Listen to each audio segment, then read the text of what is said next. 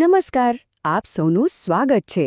ચાલો આજે એક એવી લડાઈની વાત કરીએ જે, સાચું કહું તો, આપણે બધા જ રોજ લડીએ છીએ.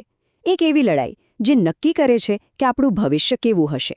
અને આ લડાઈ છે આળસ અને પુરુષાર્થ વચ્ચેની. તો એક સવાલ પૂછું, ક્યારે વિચાર્યો છે કે આપણો આખી માનવજાતનો સૌથી મોટો દુશ્મન કોણ છે? શું એ કોઈ બીજો દેશ છે, કોઈ બહારની તાકાત, કે પછી જવાબ ક્યાંક બીજે જ છુપાયેલો છે? અને જવાબ કદાચ તમને નવાઈ ન લાગે, પણ છે ખૂબ જ દમદાર. આપણો સૌથી મોટો શત્રુ એ બહાર ક્યાંય નથી, એ આપણી અંદર જ બેઠો છે. અને એ બીજું કોઈ નહીં પણ આપણી પોતાની આળસ છે. તો બસ આ જ છુપાયેલા દુશ્મનને આજે આપણે બરાબર ઓળખવાનું છે. ચાલો સમજીએ કે કંઈ ન કરવાની, નિષ્ક્રિય રહેવાની સાચી કિંમત આપણે શું ચૂકવીએ છીએ, કેવી રીતે એ આપણી તાકાતને અંદરથી જ ખતમ કરી નાખે છે. આચાર્યજીના શબ્દો સાંભળો, એકદમ ધારદાર છે. તેઓ કહે છે કે આળસ એ જીવિત વ્યક્તિની આત્મહત્યા છે. વિચારો તો ખરા. મતલબ કે જ્યારે આપણે આળસ કરીએ છીએ ત્યારે ફક્ત આપણો સમય નથી વેડફતા, પણ આપણી અંદર રહેલી જે શક્તિઓ છે, જે ક્ષમતાઓ છે, એનું પણ ગળું દબાવી દઈએ છીએ. અને આ વાત સમજવા માટે કાટ ખાતા લોખંડનું ઉદાહરણ જુઓ. એકદમ પરફેક્ટ છે. જે લોખંડ વપરાયા વગર પડ્યું રહે એના પર કાટ લાગી જાય છે, એ ખવાઈ જાય છે. બસ એવું જ આપણા શરીર અને મનનું છે.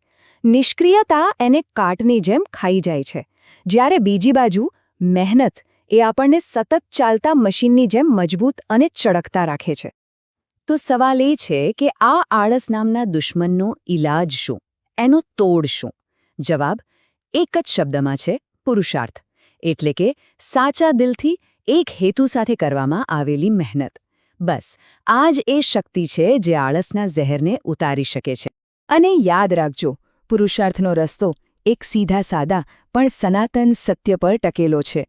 સૌભાગ્ય એટલે કે સારું નસીબ એ મહેનતથી જ જાગે છે. જે લોકો હાથ પર હાથ ધરીને બેઠા રહે છે ને, એમનું ભાગ્ય પણ એમની સાથે જ સૂઈ જાય છે. એને જગાડવું પડે છે, અને એ જગાડવાનું કામ પુરુષાર્થ કરે છે. પણ આ આળસ આવે છે ક્યાંથી? એનું મૂળ ક્યાં છે?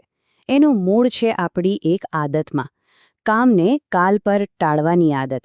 અને આચાર્યજી આનો એક જ ઉપાય બતાવે છે. મન પર જીત મેળવવી હોય તો બસ એક મંત્ર યાદ રાખો: જે પણ કરવું છે એ આજે અને અત્યારે જ કરવું.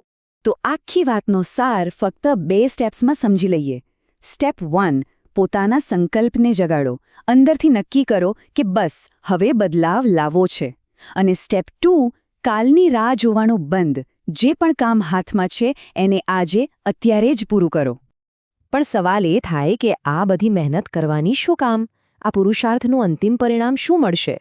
શું ખાલી પૈસા કે સફળતા? ના, એનાથી પણ કંઈક ઘણું મોટું અને ઊંડું ફળ છે. અને એ અંતિમ પુરસ્કાર છે સાચું સુખ. એ સુખ જે તમને દિવસભર મહેનત કર્યા પછી રાત્રે જે શાંતિની ઊંઘ આવે છે ને, એમાં મળે છે. એ આત્મસંતોષમાં મળે છે કે વાહ, આજનો દિવસ મેં સાર્થક કર્યો. અને આચાર્યજી તો આ જ અનુભવને સાચું સ્વર્ગ કહે છે. આપણે જે પણ વાત કરી આ જે શક્તિશાળી વિચારો છે, એનો સ્ત્રોત છે યુગ ઋષિ પંડિત શ્રીરામ શર્મા આચાર્ય. એમનું જ્ઞાન જ આપણને આળસ છોડીને પ્રગતિના રસ્તા પર ચાલવાની સાચી દિશા બતાવે છે. તો હવે આ બધી વાત પછી એક સવાલ આપણા સૌ માટે છે. આ જ્ઞાનને ફક્ત સાંભળીને ભૂલી નથી જવાનું. તો આજે એવું કયું એક કામ છે જે તમે શરૂ કરશો? એવું કયું કામ જે તમે ક્યારનાય ટાળી રહ્યા હતા? વિચારો. જવાબ આપણી અંદર જ છે.